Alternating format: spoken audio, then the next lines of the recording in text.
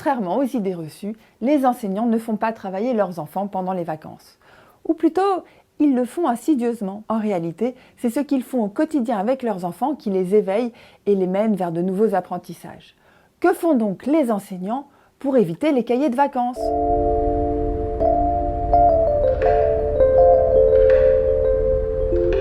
Voici quelques exemples d'activités pour apprendre sans en avoir l'air. Vos enfants aiment les défis ? Lancez-leur un défi de cuisine par exemple, en leur donnant des ingrédients ou un budget et en leur demandant de concocter le plat du soir. On peut aussi proposer aux enfants d'imaginer le passé. Prenez l'arbre du jardin par exemple. Quel âge peut-il avoir ? Quelle époque a-t-il traversé ? Comment vivaient les gens à cette époque-là ? On peut aussi éventuellement demander aux gens de quartier ou aux personnes âgées qui vivent dans la région de nous raconter l'histoire de la région et pourquoi pas imaginer ce qui se passera à l'avenir pour cet arbre. Ne préjugez pas non plus de l'âge requis pour une activité ou un jeu.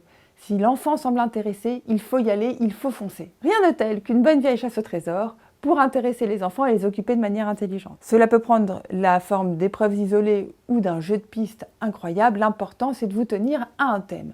Prenez un thème sportif, un thème culturel, un thème historique, pourquoi pas scolaire aussi si les enfants ont un niveau de classe homogène. L'important, c'est de préparer à l'avance des questions et des réponses, de cacher éventuellement des indices un peu partout dans la maison ou dans le jardin si c'est possible. Et ensuite, c'est parti. N'oubliez pas évidemment la récompense, qui peut être un livre, un petit cadeau, quelques bonbons ou même tout simplement un diplôme. Autre idée pour amener les enfants en douceur vers les sciences, rien de tel que du concret. Il faut leur faire élaborer des raisonnements et pour cela, ils doivent formuler des hypothèses. On peut proposer par exemple très simplement à un enfant de maternelle de réfléchir à comment faire évoluer la température d'un objet. Comment fait-on fondre un glaçon ou comment on réchauffe de l'eau ? En élaborant des hypothèses, ils vont commencer à réfléchir et à déduire. C'est très important.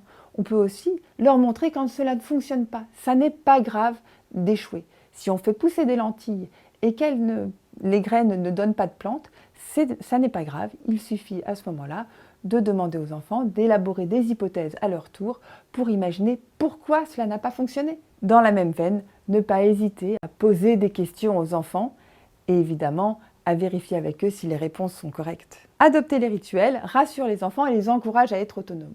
Les profs y ont beaucoup recours dans leur classe, mais chez eux aussi. On peut par exemple proposer à des enfants d'écouter un morceau de musique et de leur demander donc à quel style appartient cette musique, quels sont les instruments qui prennent part à ce morceau et éventuellement quelles émotions ils ressentent. Autre idée, avec des plus grands, ne pas abandonner le rituel de la lecture que l'on fait bien souvent avec les enfants jusqu'à ce qu'ils sachent lire.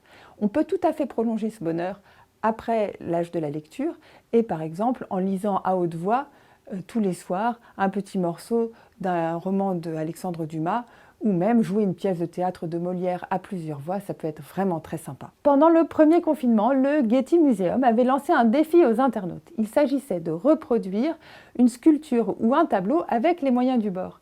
Les enfants se prennent au jeu et vous allez voir, ça fait des merveilles. Pourquoi ne pas s'inspirer aussi de ce que font les enseignants à l'étranger ?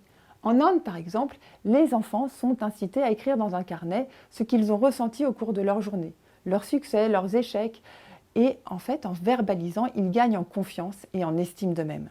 Retrouvez quelques 300 astuces que les profs utilisent en classe et chez eux pour faire réussir les enfants dans le hors-série du Point.